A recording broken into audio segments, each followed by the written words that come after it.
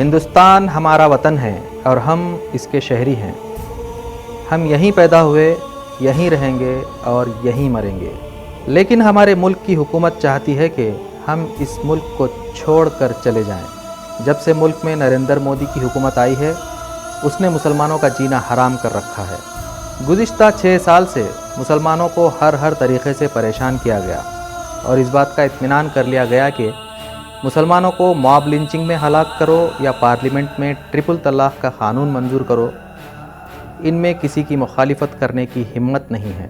اس کے بعد دفعہ 370 ہٹا کر کشمیریوں کے حقوق چھین لیے گئے اور پھر رام مندر تعمیر کرنے کے لیے بابری مسجد دے دی گئی، اور اب مسلمانوں کو وطن میں بے وطن کرنے کی تیاری شروع ہو چکی ہے۔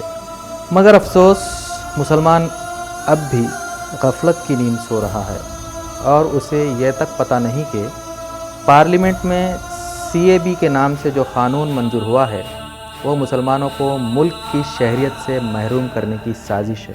آئیے دیکھتے ہیں کہ یہ قانون کیوں مسلمانوں کے لیے خطرناک ہے۔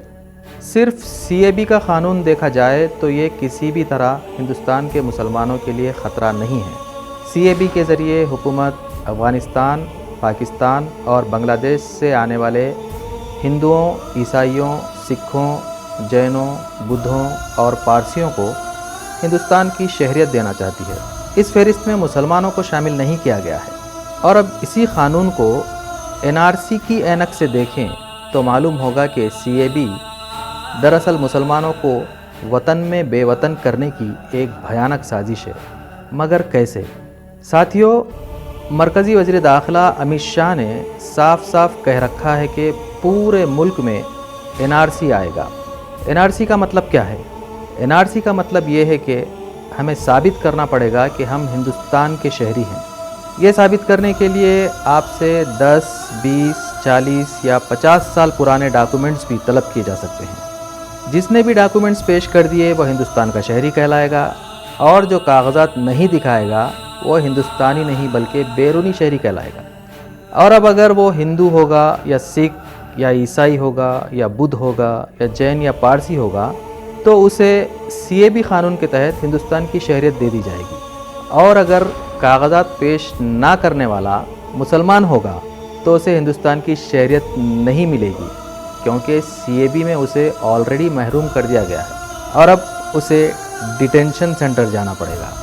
چاہے آپ کے باپ دادا ایک زمانے سے یہاں رہتے آئے ہوں اور آپ بھی یہیں پیدا ہوئے پلے بڑھے، اس کے باوجود آپ ہندوستان کے شہری نہیں ہوں گے اگر آپ نے 50 سال پرانے ڈاکومنٹس پیش نہیں کیے۔ ضروری نہیں ہے 50 سال پرانے ڈاکومنٹس طلب کیے جائیں، لیکن ہمیں دیکھنا ہوگا کہ NRC میں کیا طلب کیا جاتا ہے۔ ڈاکومنٹس پیش کریں گے تو آپ ہندوستان کے شہری ہوں گے، اور اگر نہیں تو سیدھے ڈیٹینشن سینٹر جانا پڑے گا۔